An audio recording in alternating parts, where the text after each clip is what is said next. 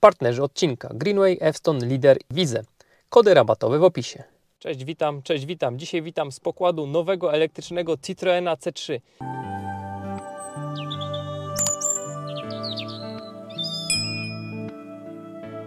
To bardzo ciekawy samochodzik. Na wstępie dodam, że to jest wersja przedprodukcyjna. Są takie 4 egzemplarze, które krążą tutaj po Europie. Siedzi się tu zdecydowanie lepiej niż w Dacia Spring. Do tej pory taka Dacia Spring to był taki najtańszy model elektryka, jaki można było kupić na naszym rynku.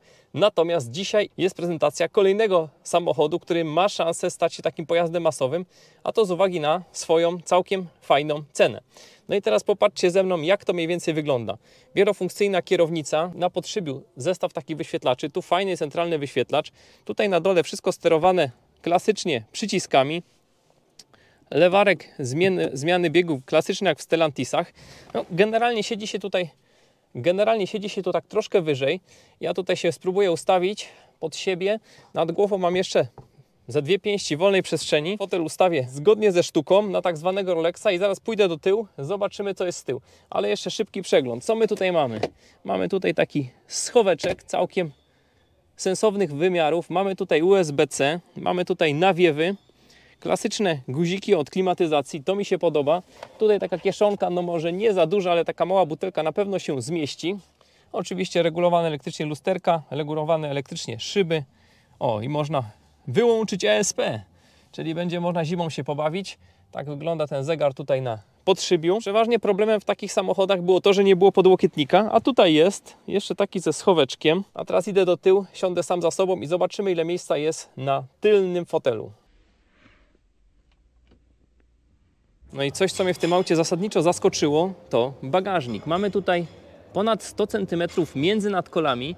Jest on taki dość foremny. Tutaj takie małe schowki po lewej i po prawej stronie, ale w takim małym aucie ponad metr wygospodarować to naprawdę szacunek. Teraz zobaczymy, ile jest tutaj na głębokość, więc na głębokość mamy, no zależnie jak pomierzymy, ale myślę, że średnio 70 cm po podłodze można uznać. I teraz na wysokość mamy 50 cm. Czyli jasno widać z tego, że mamy tutaj ponad 300 litrów. Jak na taki zgrabny samochodzik, myślę, że całkiem dobry wynik. Co jest tutaj pod podłogą? Pod podłogą mamy taki mały schowek, no choćby na kable, czy jakiś tutaj zestaw naprawczy. Fotel składany w proporcji 1/3, 2/3. Mamy tutaj 205, 50, 17 z przodu. Z tyłu zapewne to samo.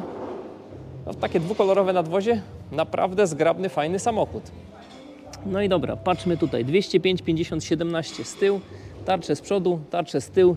Z tyłu tam widzę chyba belkę skrętną, czyli prosta konstrukcja. No i co najważniejsze, całkiem spory prześwit. Wybaczcie te hałasy, natomiast ja tutaj się wbiłem 2 godziny przed prezentacją i dzięki uprzejmości Citroena jestem troszkę wcześniej. Możemy z przodu podjechać do krawężnika, który ma 19 cm. Co my tutaj mamy? No do progu mamy dużo, bo do progu mamy 25 cm, natomiast najniższym ogniwem jest bateria i do baterii mamy centymetrów jakieś 19.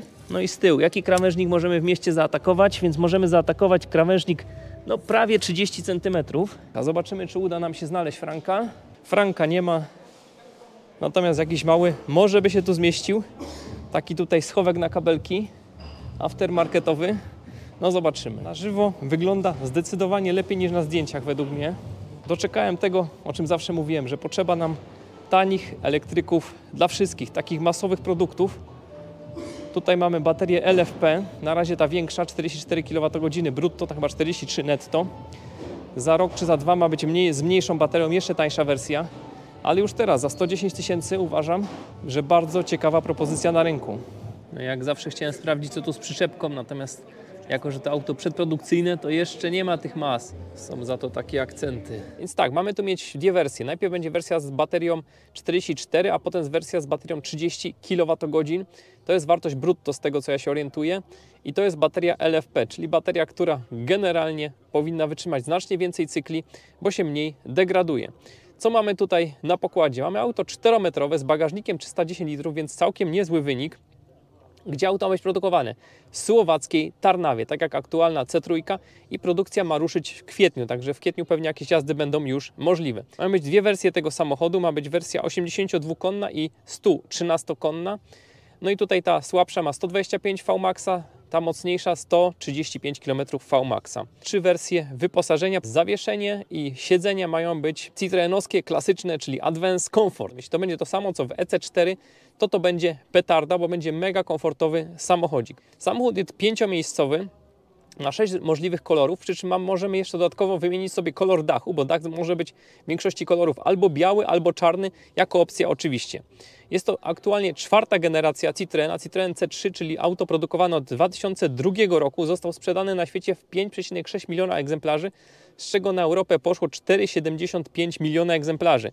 Zdecydowanie fajnie. No i co? Będzie do tego aplikacja My Citroen, będzie można sobie zdalnie auto schłodzić, zdalnie auto nagrzać, czyli tak jak w każdym dzisiejszym takim aktualnym elektryku. Ładowarka pokładowa może być jednofazowa, 7 kW albo 11 kW trzyfazowa i bardzo dobrze, bo te tanie samochody jak na przykład Dacia Spring dostawały tylko jednofazówki, a to czasem nie jest najlepsze rozwiązanie. Myślę, że z tym modelem Citroen znowu powalczy.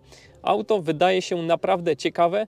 Z takich parametrów technicznych ma się to nie najgorzej ładować. Co prawda w zakresie od 20 do 80% nam tu podają 26 minut, ale tak czy siak, jeśli mamy WLTP dla mniejszej baterii 200 km, dla większej 320, ktoś jest delikatnym kierowcą, to WLTP zazwyczaj jest osiągalne, no to powiedzmy w pół godzinki będziemy w stanie doładować jakieś 150-170 km zasięgu, więc wiadomo, auto miejskie pozycjonowane na miasto, natomiast jakoś jak trzeba będzie to podładować, to też myślę, że tragedii nie będzie.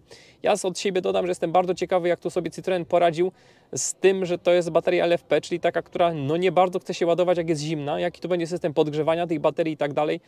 Na ten moment nie mamy takich szczegółowych danych technicznych. Pożyjemy, zobaczymy. Ja będę bardzo tutaj mocno naciskał, żeby to auto bardzo szybko pojawiło się na Zakopane teście oraz będę próbował go na pewno latem, a potem zimą przetestować na jakimś dłuższym dystansie, bo myślę, że takich tanich, fajnych, zgrabnych elektryczków brakuje. Auto jest zrobione bardzo przyjemnie, troszkę ma taki charakter suwowaty, troszkę wyżej się tu siedzi.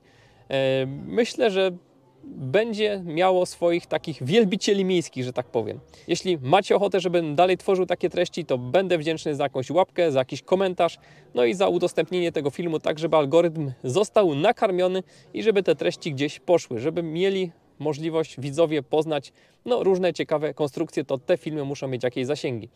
Jeszcze przypomnę o moim apelu, poszukuję aktualnie na przyszły rok kolejnych partnerów odcinka na Zakopane Test. Mail zawsze znajdziecie w opisie. A jak zawsze na koniec bardzo dziękuję za uwagę, dziękuję patronom za wsparcie i do zobaczenia. Cześć!